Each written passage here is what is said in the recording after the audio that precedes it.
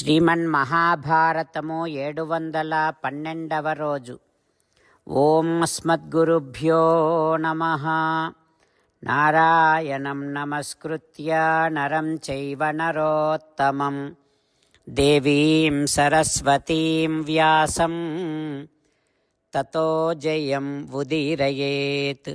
శ్రీమన్మహాభారతము 3వ పర్వము, వనపర్వము లేదా అరణ్య పర్వం. అందులో 4వ అధ్యాయము. సూత మహానుభావుడు శౌనకాది మహర్షులందరికీ ప్రవచనం చేస్తూ ఈ రకంగా చెబుతూ ఉన్నాడు.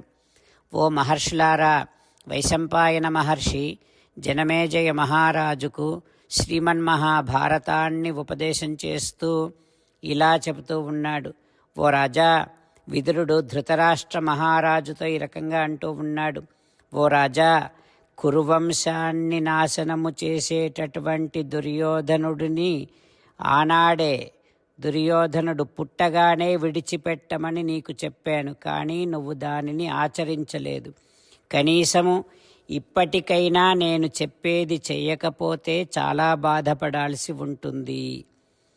అంతేకాకుండా ఇంకా ఈ రకంగా చెబుతూ ఉన్నాడు. ఓ ధృతరాష్ట్ర మహారాజా, నీ కుమారుడు దుర్యోధనుడు కనుక సంతోషముగా పాండవులతో కలిసి రాజ్యము చేయడానికి అంగీకరిస్తే ఇక నీకు మున్ముందు పరితాపము కలగదు, అందరూ ఆనందంగా ఉంటారు. నీ కుమారుడు కనుక నీ మాటను అంగీకరించకపోతే మన వంశము యొక్క సుఖం కోసమని నువ్వే నీ కుమారుడిని అదుపు చెయ్యాలి. ఓ రాజా, వంశానికి చెడ్డ పేరు తీసుకొచ్చేటటువంటి దుర్యోధనుడిని నువ్వు నిగ్రహించాలి. ఇక పాండుపుత్రుడైనటువంటి ధర్మరాజును రాజ్యాధిపత్యములో నియోగించాలి. ఆ ధర్మరాజు అజాత శత్రుర్హి విముక్తరాగః ధర్మేణ ఇమాం పృథివీం శాస్తు రాజన్. ధర్మరాజు అజాతశత్రువు, రాగద్వేషాలు లేవు. అట్లాంటి ధర్మరాజు ధర్మముగా ఈ భూమిని పరిపాలిస్తాడు. ఓ రాజా, ఇట్లా నువ్వు నేను చెప్పినట్టుగా కనుక చేస్తే భూమండలములోని రాజులందరూ నీ దగ్గరికి వస్తారు. దుర్యోధనుడు, శకుని, కర్ణుడు వీరంతా పాండుపుత్రులను సేవిస్తూ ఉండాలి ప్రీతిగా. అంతేకాదు, దుశ్శాసనో యాచతు భీమసేనం సభామధ్యే ద్రుపదస్య ఆత్మజాంచ. దుశ్శాసనుడు ఏం చెయ్యాలంటే ద్రౌపదిని, భీమసేనుడిని ఇద్దరిని సభామధ్యములో క్షమించమని కోరాలి. ఇక నువ్వేమో ధర్మరాజును ఊరడించి గౌరవించి రాజ్యాధిపత్యాన్ని ధర్మరాజుకు ఇవ్వాలి.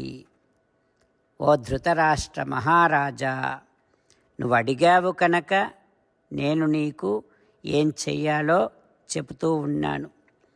మంచి చెయ్యమని చెప్తూ ఉన్నాను, మరొక్కటి ఎట్లా చెప్పగలను?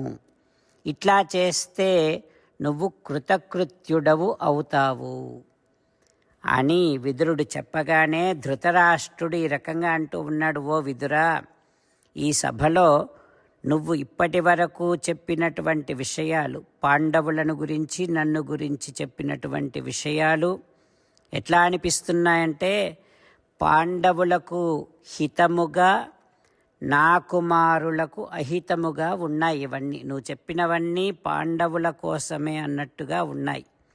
అందువల్ల ఏతత్ సర్వం మమ నావైతి చేతః. అందువల్ల నువ్వు చెప్పినటువంటి హితాన్ని నా మనస్సు స్వీకరించటం లేదు అంటూ ధృతరాష్ట్ర మహారాజు విదురునితో అంటూ ఉన్నాడు. ఆ తర్వాత ఏం జరుగుతుందో రేపు తెలుసుకుందాం. జై శ్రీమన్నారాయణ.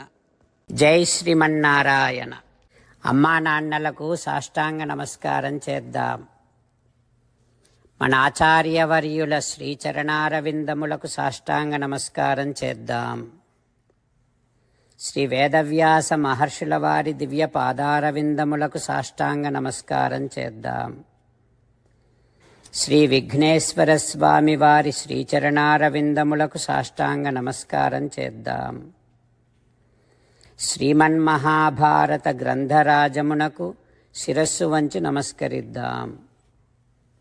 శ్రీకృష్ణ భగవానుని శ్రీచరణారవిందములకు సాష్టాంగ నమస్కారం చేద్దాం. మన హృదయ మందిరములోనే అంతర్యామిగా వేంచేసి ఉన్నటువంటి శ్రీమన్నారాయణుడిని సేవిస్తూ మనని మనము స్వామికి సమర్పించుకుంటున్నామనే భావనాపూర్వకముగా సాష్టాంగ నమస్కారము చేస్తూ స్వామి నామ సంకీర్తన చేద్దాం. శ్రీమన్నారాయణ నారాయణ నారాయణ శ్రీమన్నారాయణ నారాయణ నారాయణ.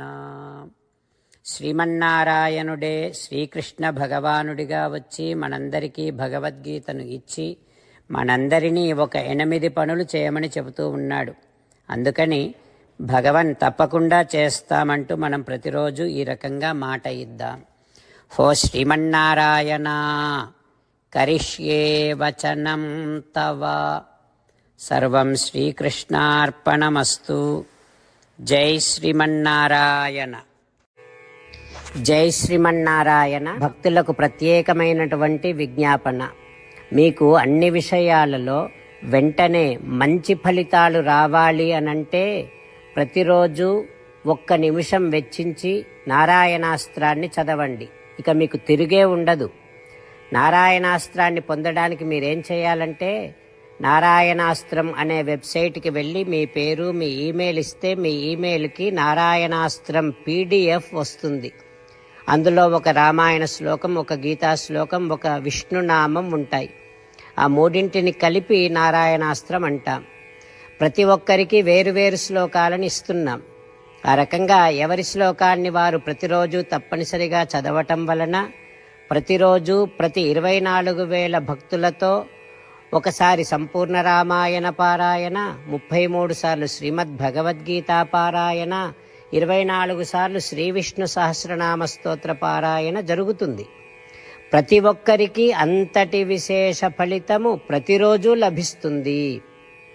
అందుకని మీరు మీ కుటుంబ సభ్యులు అందరూ ఒక్కొక్కరు ఒక్కొక్క నారాయణాస్త్రాన్ని వెంటనే పొందండి. జై శ్రీమన్నారాయణ. శ్రీమద్ భగవద్గీత సారాంశముగా 18వ అధ్యాయములో 65 నుంచి 69 శ్లోకముల ద్వారా శ్రీకృష్ణ భగవానుడు మనందరినీ ఒక 8 పనులు చేయమని చెబుతూ పరమాత్మ ఈ రకంగా అంటూ ఉన్నాడు. ఎవరెవరైతే నేను చెప్పిన ఈ 8 పనులు చేస్తారో వారందరూ నాకు చాలా ఇష్టమైన వారవుతారు. అప్పుడు వారిని నేను సకల పాపముల నుండి సకల దుఃఖముల నుండి విముక్తులను చేసి నా అంతటి వారిగా చేసుకుంటా, తరగని ఆనందాన్ని అనుభవింపచేస్తా.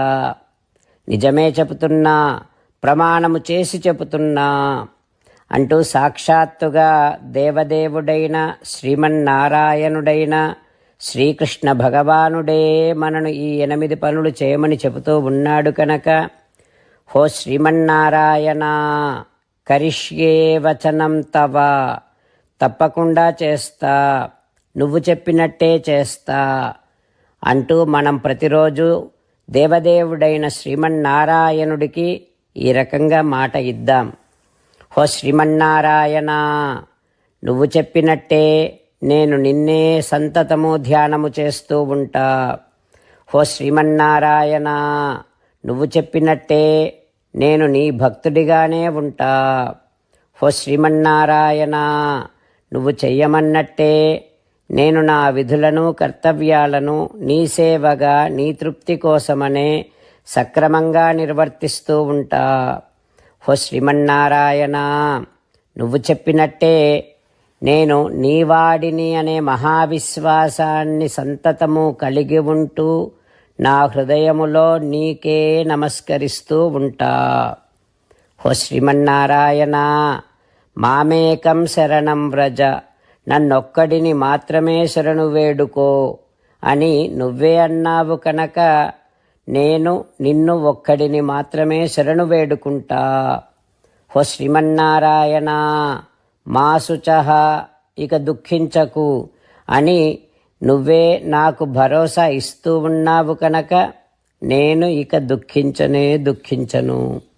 హో శ్రీమన్నారాయణ, నువ్వు చెప్పినట్టే నువ్వు నా కోసమని చెప్పిన శ్రీమద్భగవద్గీతను ఎప్పుడో ఒక్కసారి కాకుండా ప్రతిరోజు కనీసము ఒక్క శ్లోకాన్నైనా అనుసంధానము చేస్తూ గీతోపదేశాన్ని జ్ఞాపకం చేసుకుంటూ ఉంటా.